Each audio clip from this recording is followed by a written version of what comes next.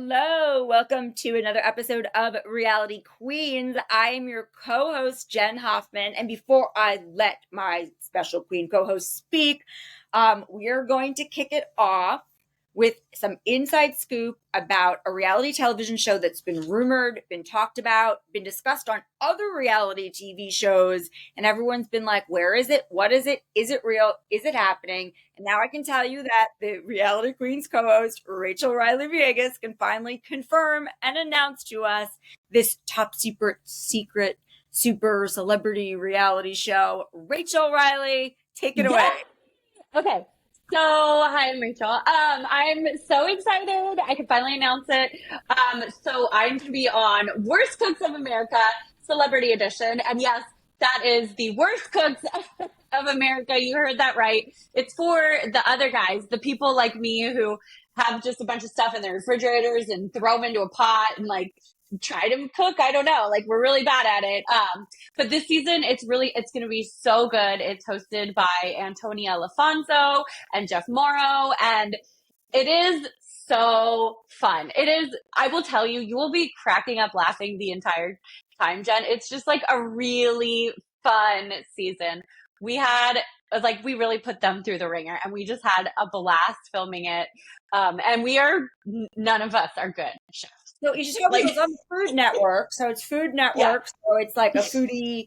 Even though obviously all the networks have some great cooking show, this is a Food Network, big production, big deal.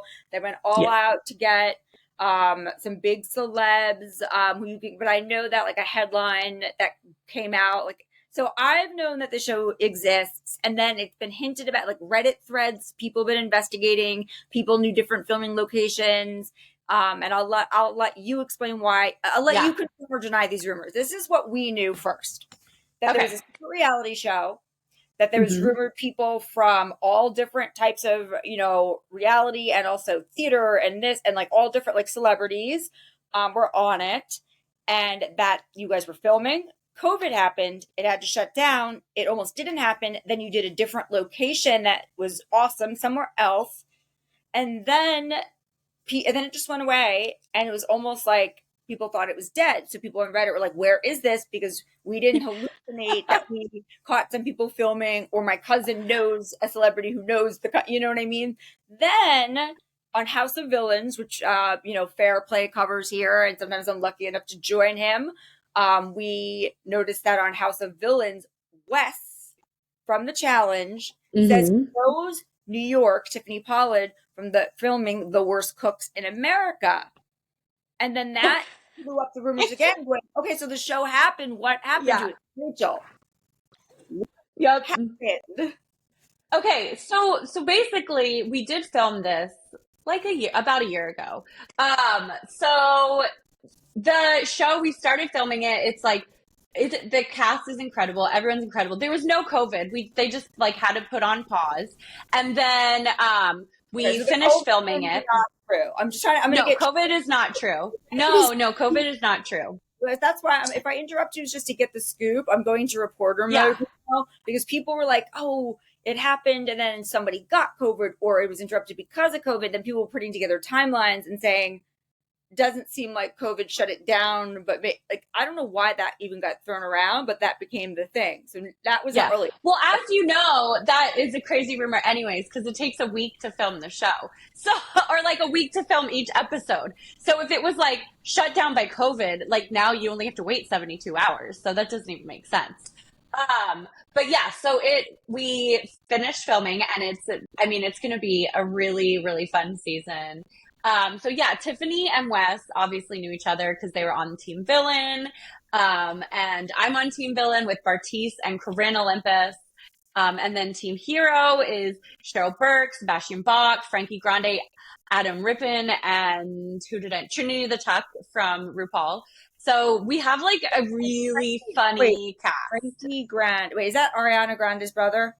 Yeah, Ariana Grande's brother. Yep. Okay. I was trying to decide. I was I'm putting the bad guys, good guys, heroes, villains in my head, and I'm deciding if I agree, but keep talking.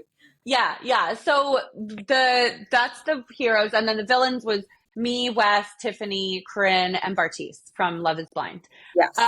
So I mean, I'm telling you, this is like like we really put them through the ringer. You'll have to see which chef got which Wait, I like all the team. villains better. No offense. No offense. Oh, really? That's so funny. I mean, I think both are really fun, really funny.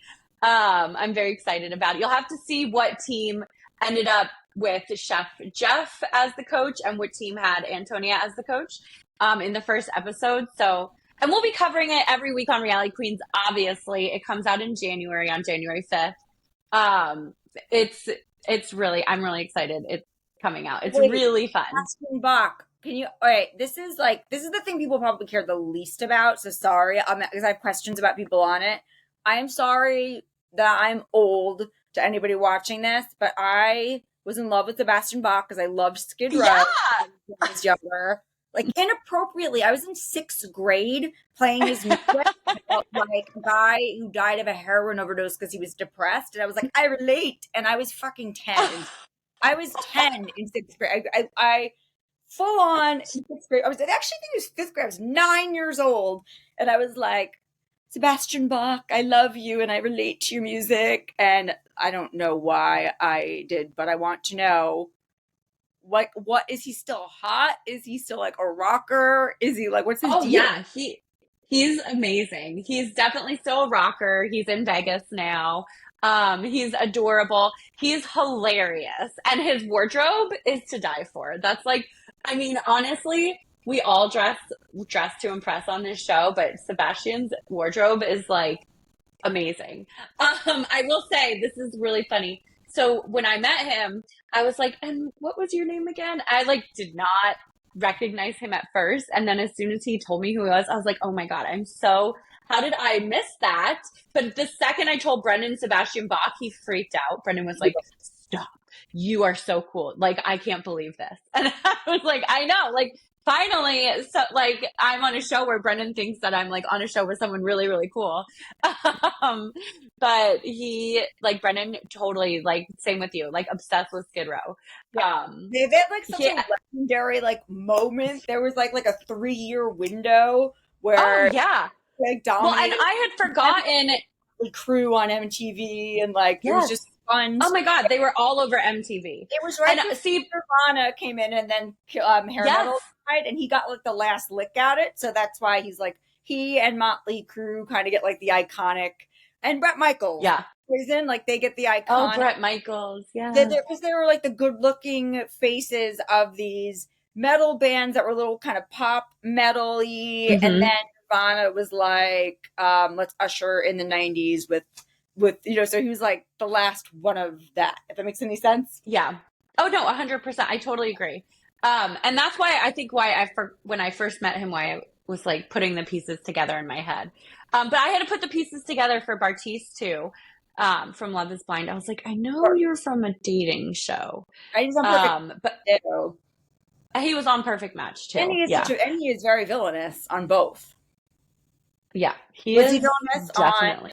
All right, let's quiz you. I know you can't give away too much, but I can't give away too much. But I know you can give us generals and stuff. So Bartise, and also by the way, Wes on House of Villains went off about how nice New York is in real life and how like amazing she is at like turning things up for the camera and how fun she is and whatever. Which I'm going to ask if you disagree or agree with.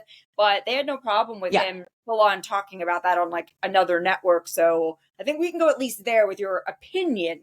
You know, that's not giving away anything like that. So opinions of villainous people. New York. I love New York, and I think she was on the right team. Yes. Okay. So that to me means that she turned up the villain, which she's been doing insanely in House of Villains, and also everyone says she's like nice, very fun to work with and nice in person. So that's exciting. Okay, Wes. Yeah. Okay, Wes, I think he's the best person I've ever met. I fell in love with him from the second that... What? Yes, he's like, oh my God, I loved him so much. The second that I think we got through the first cook, he's just like such a fun... He was on the right team. He could have been on a hero team too. He's a toss-up.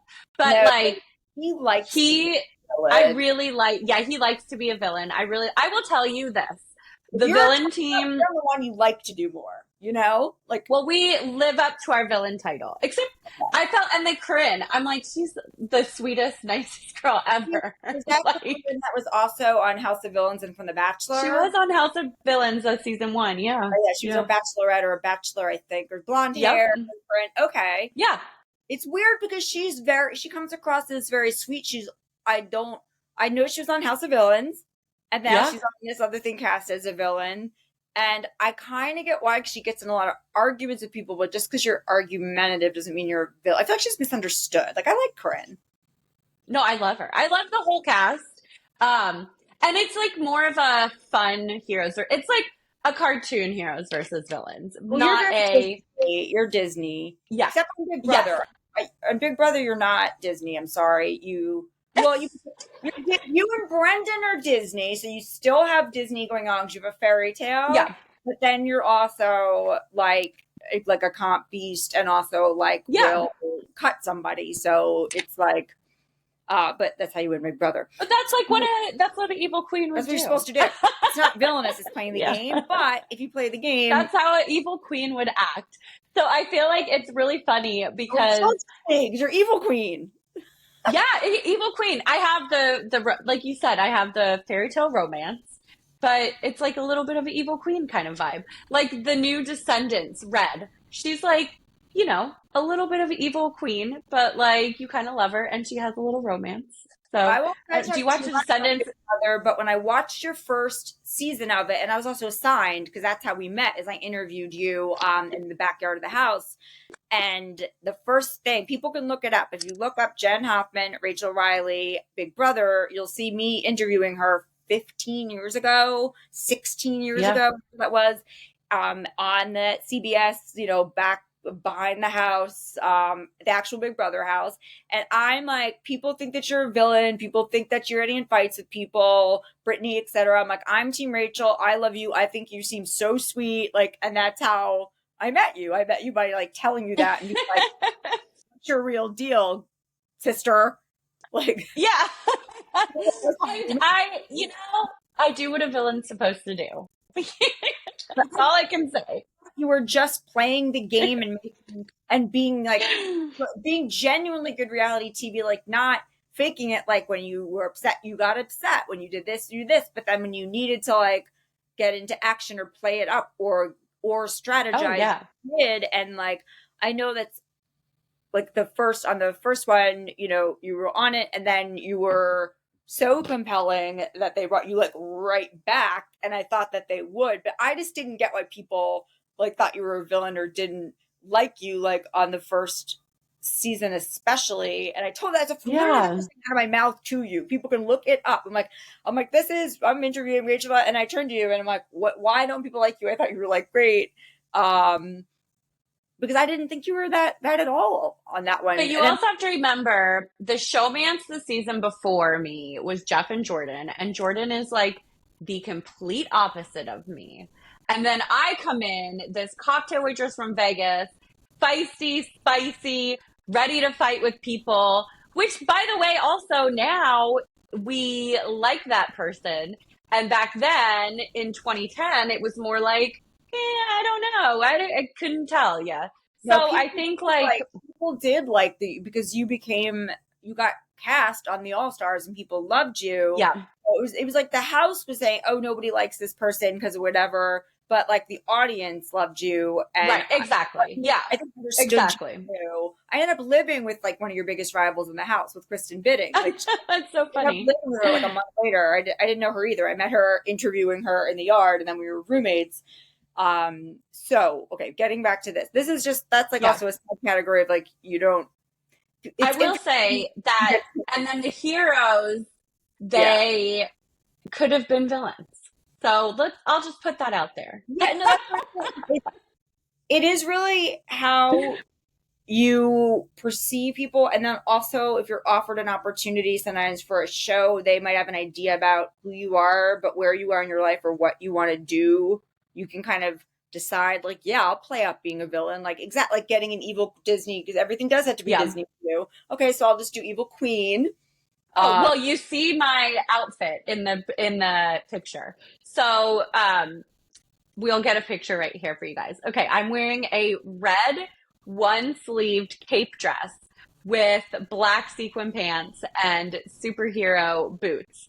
Okay. And I will tell you, once these photos and everything else comes out, you guys are gonna be like, oh my God, every outfit is an iconic villain, an iconic redheaded villain. So I hope people catch on yeah, to that. I don't. Photo that they released, and you and Frankie Grande are like the most like you guys are like in wardrobe. Everyone else is kind of like dressed as themselves, and like you came there like dressed to play the part, and then 100%. Well, I'm telling you, every single outfit that I wear, I literally dress as a redheaded iconic supervillain. So if you are ready to see me as a redheaded iconic supervillain, then this is the show to watch because you are going to die.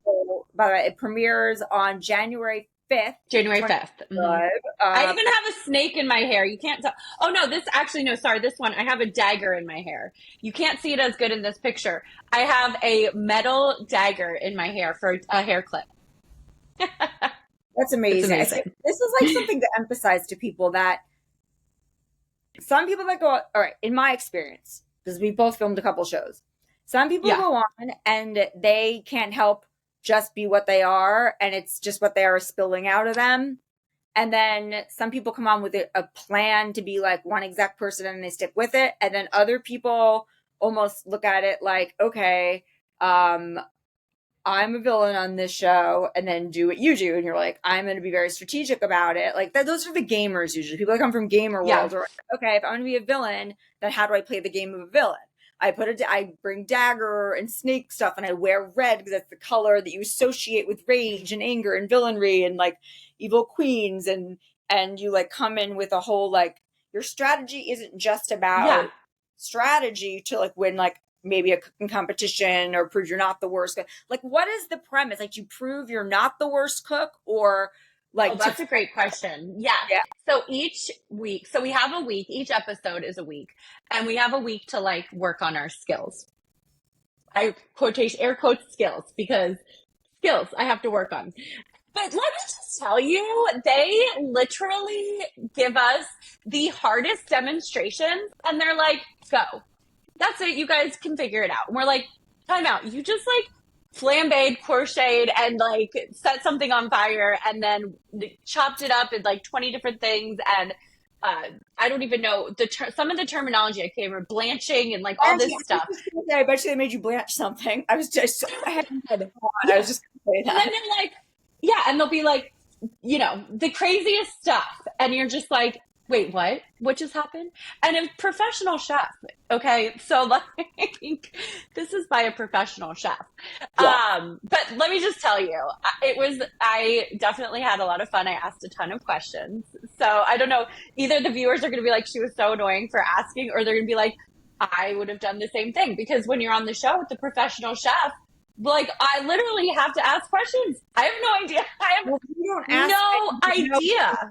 Learn, and there's no point in having a professional chef do a demo or teach you if you can't ask questions about it, right? So, and we spend makes sense. Like so we have to like work on our skills. Any bit about how the heroes versus villains aspect works, like, or how the two teams interact, or what, like, why heroes versus villains? You will find out the first episode.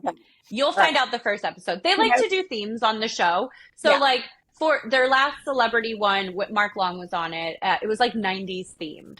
So they like to do these like themes on the show so that you kind of have like the competition. It spices up the competition. The idea for the show is that the most improved chef throughout the series wins the show, and it's a $25,000 cash prize for a charity that person is,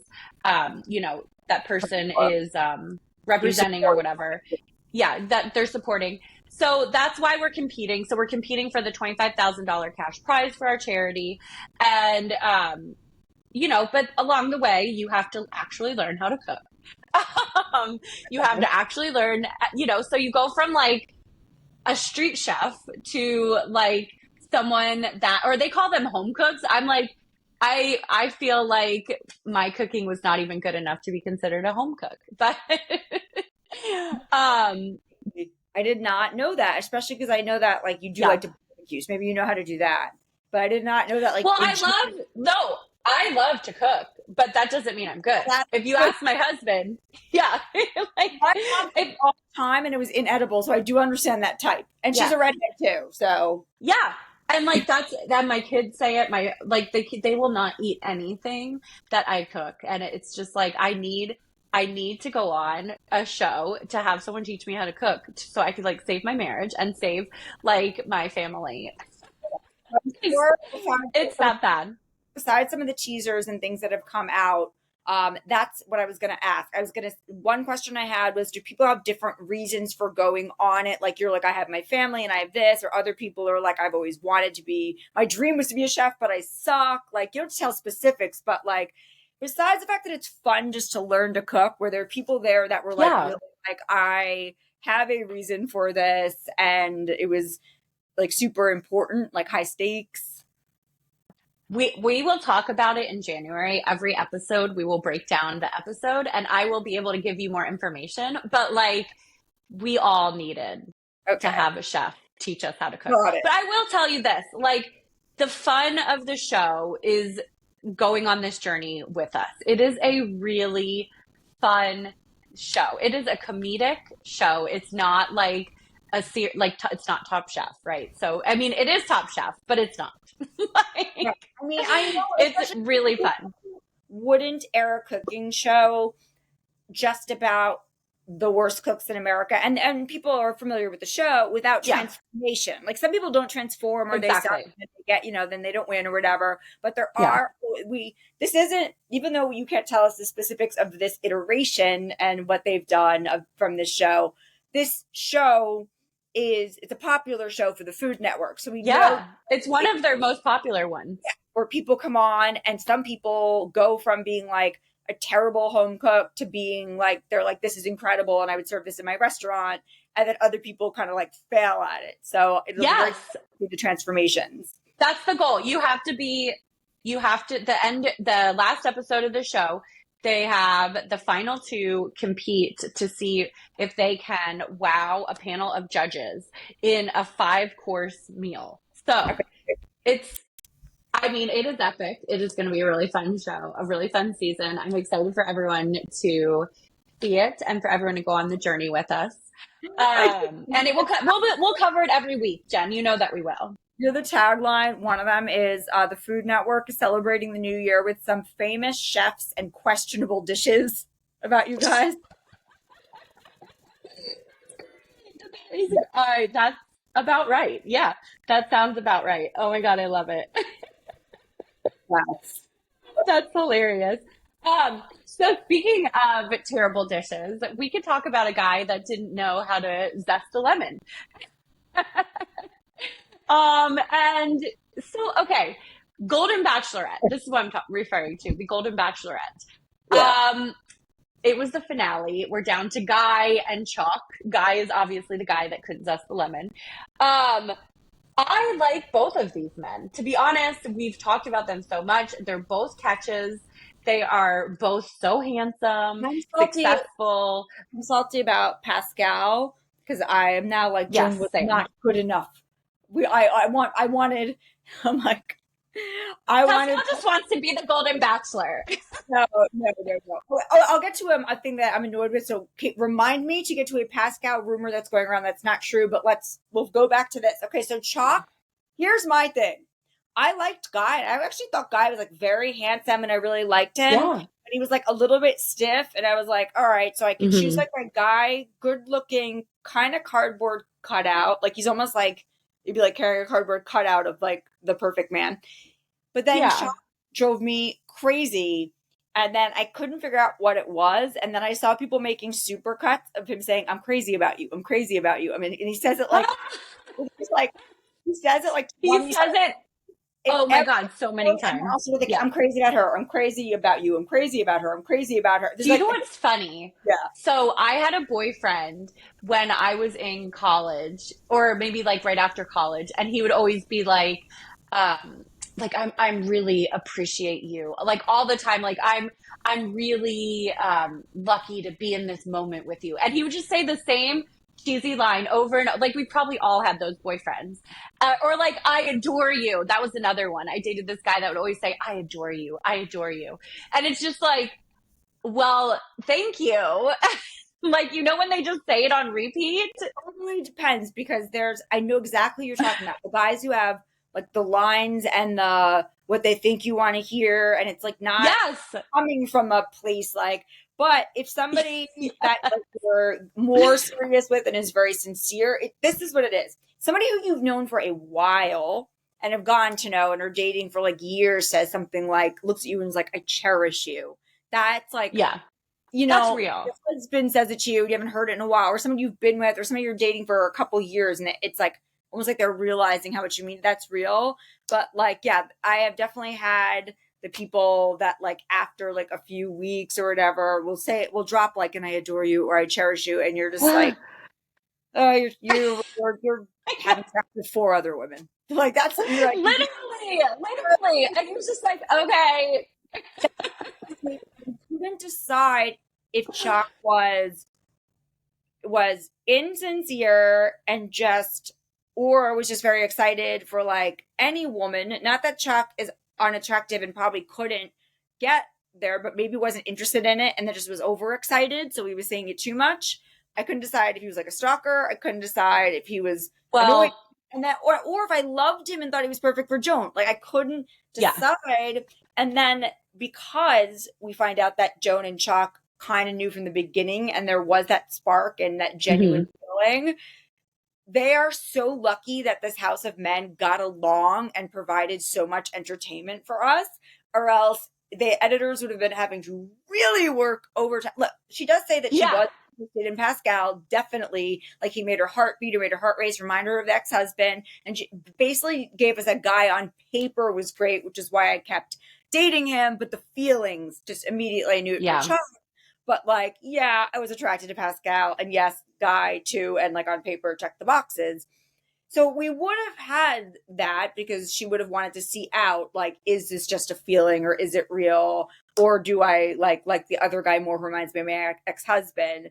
But because they knew right away, I'm like, the Yeah. show and even the men there themselves are lucky that they all became besties and bros because it was Yeah. like a show within a show.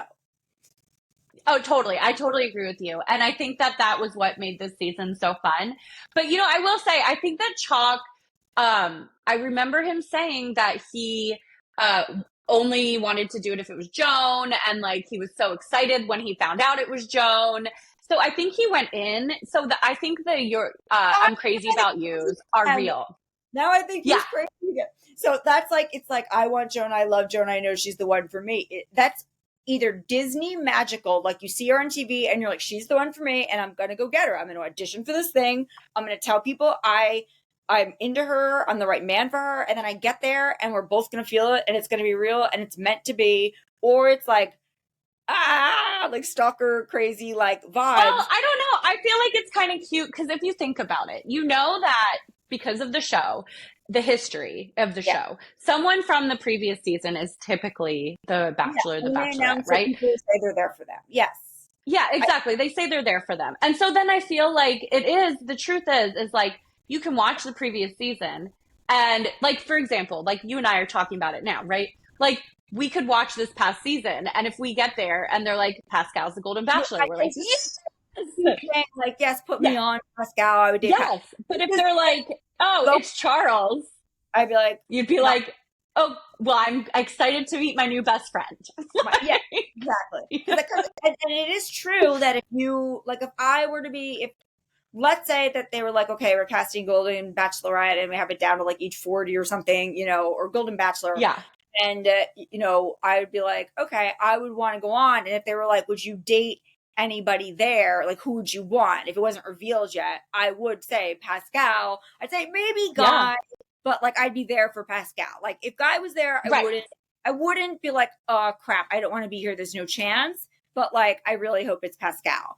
And there's not many other guys there would be interested in. So I understand why that's not creepy. If you're like, I'm hoping it's this person. Yeah. This is here for, and in this case, maybe he already knew, but only coupling it with how he was always like, where's Joan?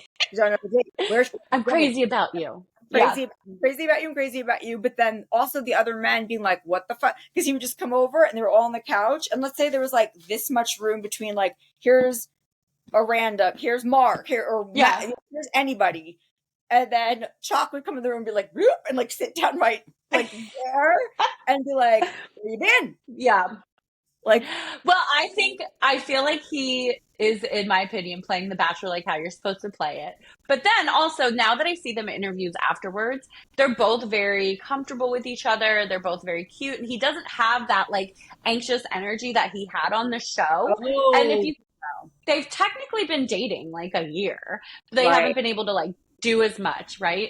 So now they're they're in the couple phase where they're very comfortable. He doesn't have the nervous energy. Like they were just on like Good Morning America the other day, and they were both like gave off this vibe that they were very comfortable with each other. And like I just felt like I see both sides, and I totally know what you're saying, because he does have I mean, look, he's like the whole we get a full segment about him saying like, she didn't say I love you.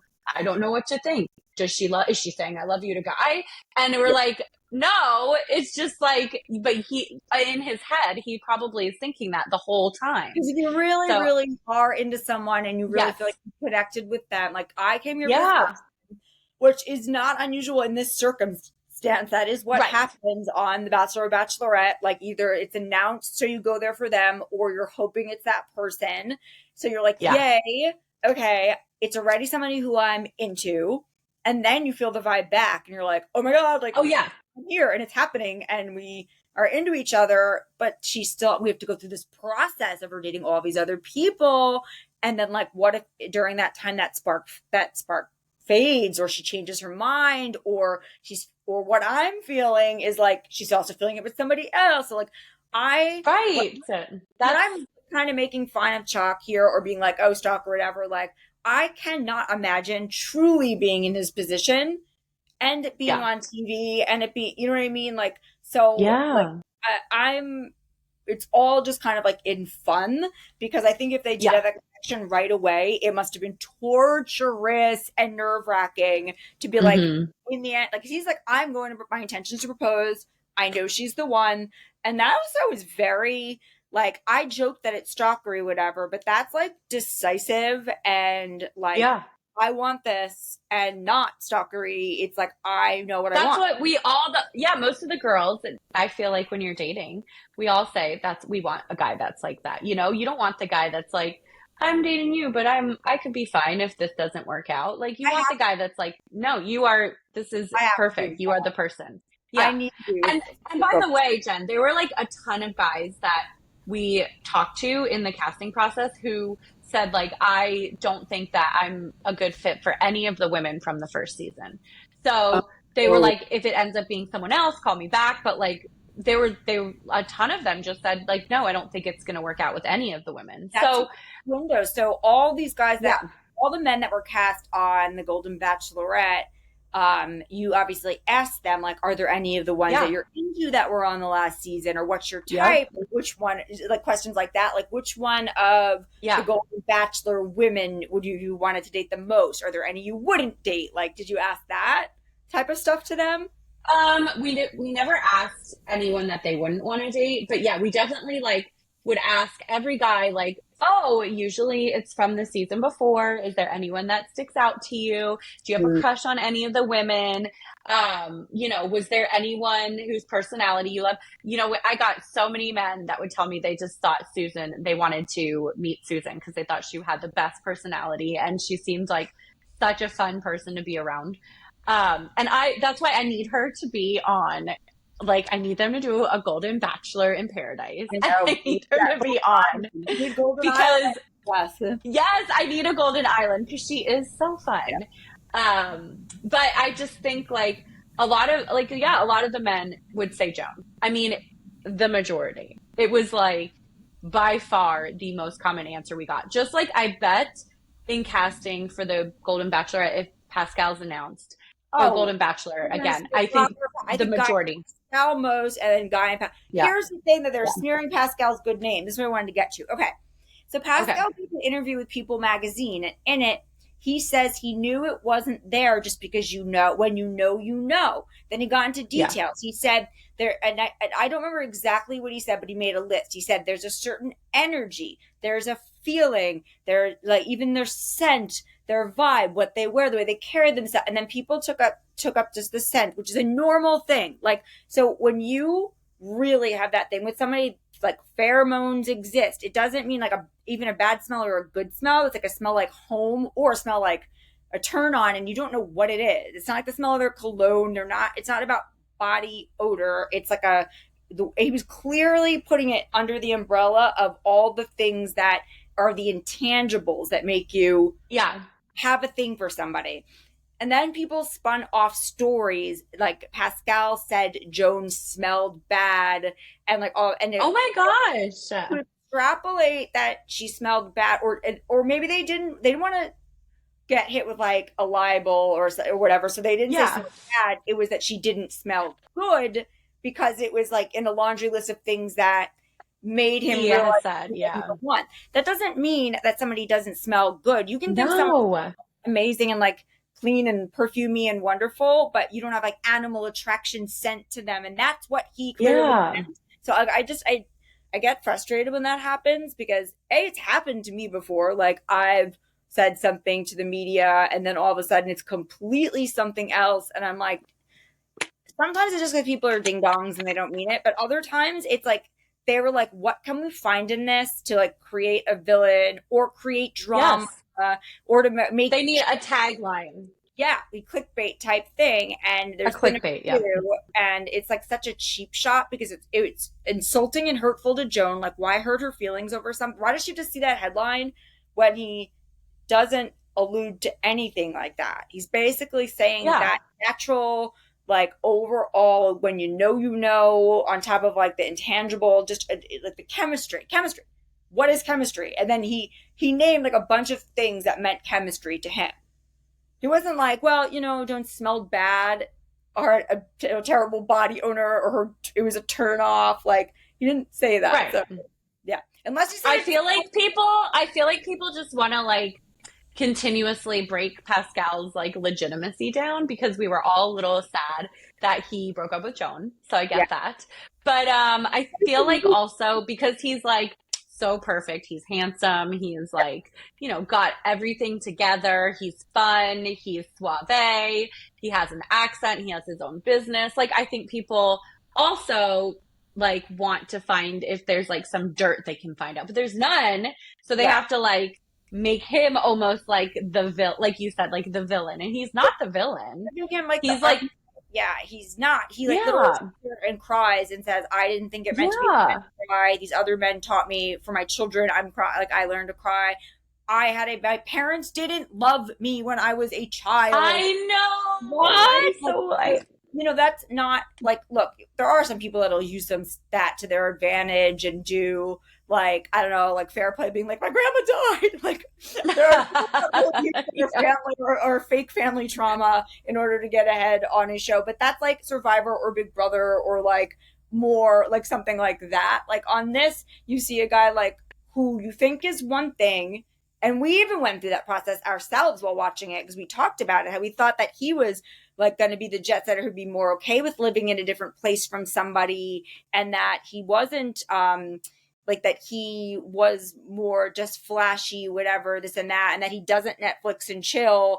And then basically, while he does say like, and then he doesn't even wear like dress down or anything. And then like on the very next episode, he says, I want someone just to like cook meals and stay home with and not be in I this. know.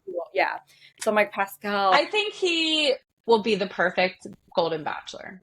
I bet that, I hope they don't spin him as a villain, but I bet that he gets a lot of setback on the Golden. I don't think ABC or the Bachelor franchise will spin him as a villain because it would be tough, especially after giving him all that time on the Men Tell All and then sincerity and how people responded to it. I think the media and the press will do clickbait stuff or try to find a villain but also the point I wanted to make, it was just very rude and insulting and unkind to Joan, because they weren't just trying to like vilify Pascal. They were trying to get a clickbait about something that was like disgusting or a turnoff about Joan that wasn't even a thing.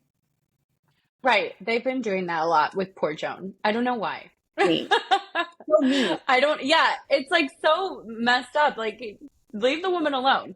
She's perfect. So I don't know. Like, the internet does that and it's frustrating. But I love Joan. I'm so happy her and Chalk said yes. So we didn't even break the episode down. So we forgot to even mention Guy, who's the guy. There's a guy on the show. Another guy. What happened to Guy and why, or why we think. Yeah. So Joan, okay, I also want to say this. So Joan introduced Chalk to her kids. Did you feel like her son was so skeptical? Like, just the looks he was giving? I was like, why?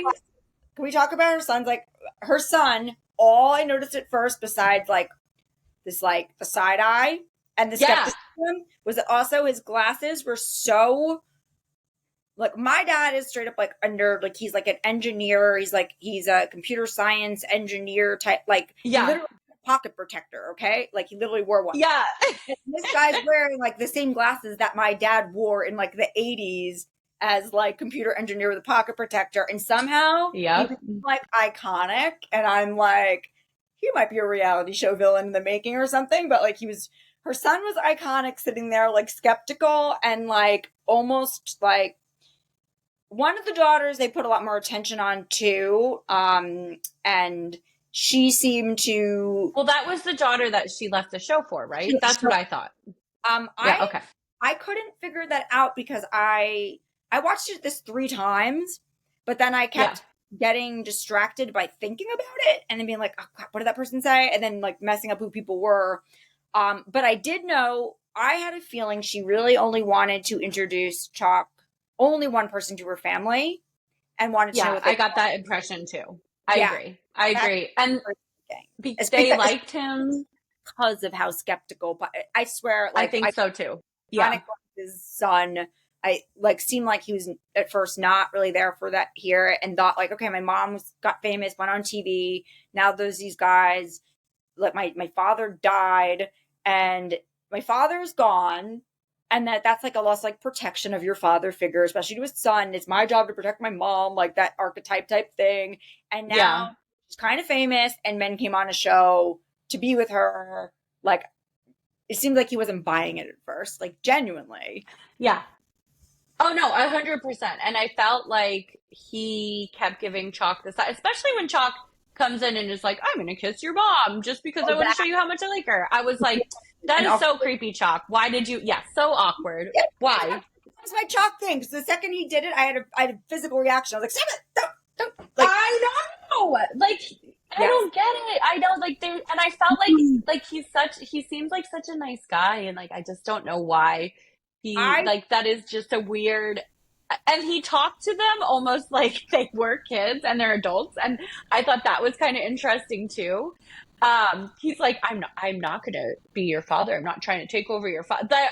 It reminded me of the movies from the 90s where you see like the young kids with the stepdad coming in. And you're like, he's down on the bed and he goes, the kid to act out. Like the kid just stormed out of the kitchen and was like, you're not my dad. And he's like, and then exactly sits down these grown ass siblings, like they're 7 years like, hey, slugger. Like, trying to know that no one could ever dad, and I would never try to replace your dad. And it's like Ed, and and I'm like, sir, these people are full-grown adults with children of their own. They're like Stormy, by the way. Yeah, it's like, Chalk, like, we get it. You're not trying to replace the dad. Like, that's far gone. Like, like that is. Oh, shucks. They're not kids. Maybe he's like, it's all shucks Midwest Wichita-ness in him. Maybe. That makes him seem like when he's saying that it is like almost leave it to be. And he's older. Put together the fact that he's older, and then like not just Midwest, but like like Wichita, Midwest, and then trying to also like be respectful, and then that equals almost what you like, almost like a caricature would come out like, Yeah, it was such a caricature. I replace your father. Like, it's Yeah. so torn on Chalk. I can't decide if he's like a serial killer or this guy ever. I can't decide. Oh gosh. No, I love him. I feel like it's just a funny way that they edited it together and they aired it, and like it's just like made me laugh. But then she's like, by the way, we're gonna go on this date. I'm not gonna say I love you. And he's like all confused. He's all upset, Yeah. like nervous, totally sweating it. And then she's like, and then we're gonna go, or no, she didn't even say it. Like, Jesse, I always want to call him Chris Harrison. Jesse Palmer comes in and is like, so is Joan going to fall in love?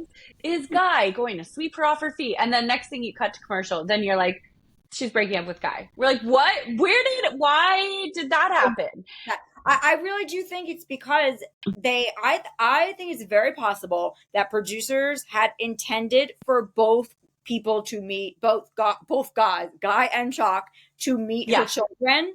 And she knew that they were a little skeptical, especially the son, and she didn't want to put them through it or have a showdown. Oh, or have maybe. one guy, specifically Guy, go in there and try to win over some people when she knew in her heart it was going to be Chalk. So I think she didn't want them to go through. It's a serious thing. Like, they lost their dad, and another man's going to marry their mom, and it's. And then when you do see the look on her son's face at first and the skepticism, I think my guess, I don't know. And if somebody in the comments, anybody people have sleuthed or done behind the scenes things and know, I bet it was planned for her kids to sit down with both and give her feedback and say whatever, kind of like a reverse hometown. But she probably was like, I only really want to take the one that I want my opinion on for. A, why confuse it more? And B, she already sits down with Nancy or whatever in the beginning and does her either or with the woman whose name I forget it in the beginning. She sits down and does her the either or, and I don't know which one to pick and whatever. I don't think she just wanted to do that with her family because there were stakes there. It wasn't just like talking to a friend. Right, I agree. I could see that, and that's why she didn't want to bring her family. And plus, it was like they were on this like yacht, which is very intimate. So like, I'm assuming if they were, because I get the family the whole time, correct me if I'm wrong, they're on the yacht when they met him, right? So like, would that mean Guy would have had to be on the yacht with them too? So is that like kind of awkward if they're all staying on the yacht together? Bachelor Nation to sleuth this out, because my guess would be that they probably had like a yacht location and then like a casita or something like that location to meet like the family. I don't think they're gonna like. Yeah, I doubt they dock the yacht, go back out. Like, that's like a pain in the butt production wise, whatever. So they probably were like, if she wants both to have her family meet both and give feedback, we have the like this location, whether it's like in like a setting where they're having some like Bali, or whatever, or where were they? They were in Bora Bora, right? Was that where they were? Bora Bora, right? Like where they're in, some scenery there, and then we have the boat. Like, right. So probably something that like in the boat in the background, kind of. That makes sense. Because I thought it was like, I was a little confused because I was like, well, does that mean that Guy is going to be in a different room and they're all on the boat together? Because it looked like they were out at sea. So I don't know, but I never even considered that if they're out at sea and they're about to meet somebody, then like either both men are awkwardly on board, like, well, you go in there first and talk to them in this small room that I'm just right here outside of. And like, so weird.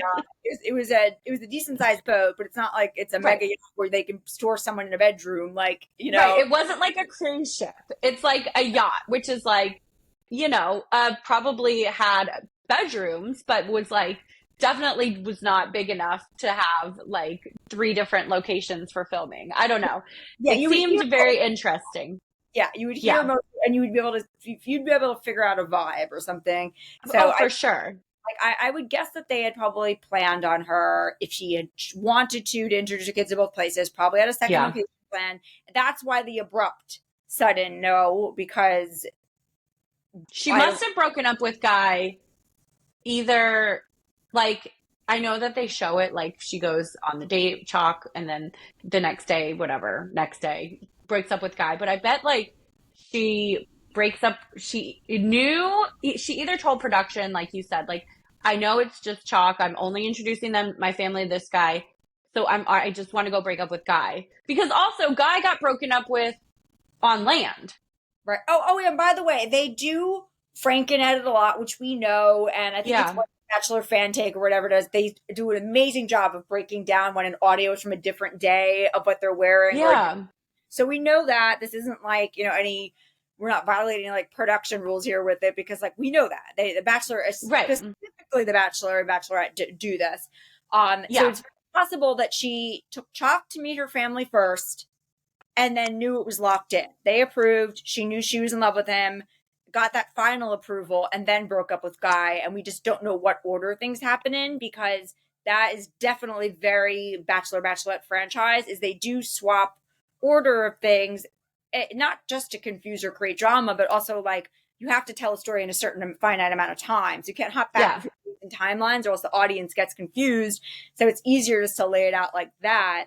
But I'm not sure if she had taken him to meet the family and been like, yes, then the producers would have had a whole storyline of like, the family loves him. They've met him. Guy finds out he's met the family and he hasn't. Right. So I'm like, I feel like that would have been it's possible, but and maybe they just like didn't want to put Guy through that at that point anyways, because I think that's probably how Joan that's what I took it from Joan was that like she didn't want to put Guy through that anyways, and like I think she was just kind of trying to protect his feelings. But so she goes and like breaks up with him, which obviously at this point we all know is happening. And then there's like the dramatic of image of Joan standing at the end of the white silk thing or whatever, and like it's like is Chalk going to come through and propose? Like is that a joke? Like it's like JK. Yeah, I know. Like out of the bushes going, I'm crazy about you. When are we getting engaged? Yeah, exactly. Like, at that point, I feel like they could have just been like, let's see what happens after. Like, Jones made her pick. Let's watch what happens. Yeah. Instead of like trying to be like, are they going to say, is he going to propose? Like, yes, obviously he's going to propose. That was the plan all along. So I'm so happy she said yes. I love the proposal. It was beautiful. Of course, I think they do make a great match personally. I love that, like, and it's nice. I think it's nice that someone is so crazy about you. Cause I think, I would want that. I 100% do too. I don't like, when I'm somebody, I could date and I could be dating like 5 different people at once. I have no problem with that. But then it's almost like a friendship that's like that I trust in the friendship and maybe there's attraction. Yeah. But if I truly am for someone, then like I'm all in, but I can't get there unless I know that they're like, I have to be asked out like 5 times before. I know there's a lot of people that are like, no means no about just even asking somebody out. Ignore that with me because me too. I will say I'm straight up not interested, make it very clear, but I'll be like, oh, I'm busy or no, or like maybe like I need to be pursued. That's it. I need to be pursued and pursued. Like this person is not just trying to pursue anybody or just want somebody that they mean it. They want me. They're going to show me. Yeah. Let me know that I'm the one they want and they're going to make it obvious and they're going to try a few times. They're not going to give up that easily or else I'm not seriously interested. I'm not interested at all. Like I don't even entertain it. So I shouldn't really. I'm just making fun of Chalk because he's just Chalk. He's easy to make fun of. Yeah, and that's what we do. I also I a cardboard cutout, so I'm not just being mean to Chalk. No, for sure. I love it. But no, I thought this was great. I think, like I said, after watching them after the show together, they're really cute. He doesn't have that nervousness that he had on the show, that nervous energy. He seems very like at peace with the relationship, and they seem really great. They're allegedly are searching for that New York apartment that he offered the key to her. So that's great because New York, I guess, is 4 hours from her family and his kids are also on the East Coast. So technically, like everybody is up in the Northeast. So Okay. it would work. Yeah. So Right. New York would be a great place for them to like kind of go. That's the hub. I don't, yeah, a hub. I don't think that they've bought an apartment yet, but I think that what they said is that they are looking. They're hoping to close on something like soon. They've put offers out, and then I guess they're going to get married, but they're not rushing it, which I also like because I think that's nice after the whole fiasco with last season. So I don't think we'll get a Golden Bachelorette wedding, but maybe we will in a year because if they, like, let's say if they wait a year and they go to Paradise, maybe they'll get married like, they'll fly them out and go to Paradise to get married. You know, you never know. Oh, yeah, that's true. Like maybe they'll have a Yeah. special if they decide to do They it. do Maybe, that. Yeah. yeah. They've So had, they've had like a bunch of weddings from previous contestants on Paradise. right. I'm not. I mean, look, it's like I feel like it's one of those things like you can go either way. You can be like, if I've waited this long, I don't want to waste another moment. Or you can go, if I've waited this Right. long, we might as well get it right and make sure. Yeah, I agree. Yeah. And we just came off of a literal television show. Let's Yeah. see what it's like completely away from that and not just like rush into it.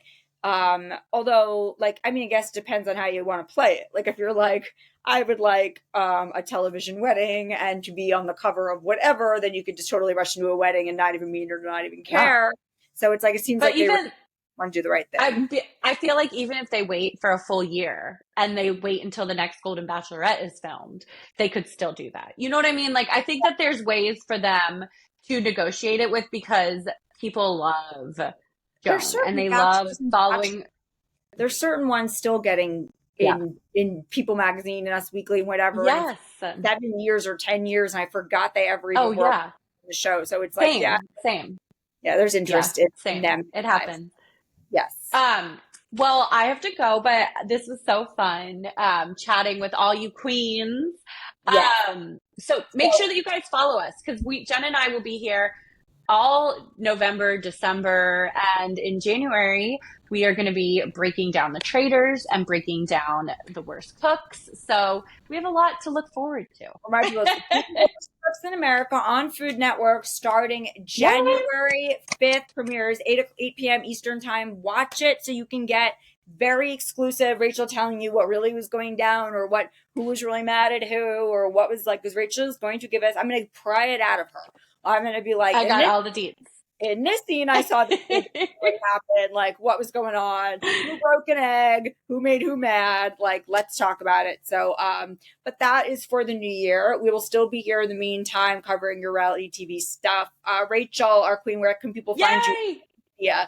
At Rachel E. Reilly Viegas on Instagram, at Rachel Reilly Viegas on TikTok, and then same thing, Rachel E. Reilly on X and Rachel E. Reilly on Blue Sky and what else is there out there? I'm all over the internet. Okay. I am not checking Twitter right now because I'm like, dumpster fire. So it is a lot. These are my main things. So now I'm like, I'm at Instagram at Jenn Hoffman Hi, HIJEN, and like it says on the screen right there, but then HI at the end. I gotta change that to something, but that's what it is for now. And just follow me there because that's where I post the most. And then you obviously come back next week for another Reality Queens with Rachel and I. Yay! That's right. We love you guys. Thanks for joining.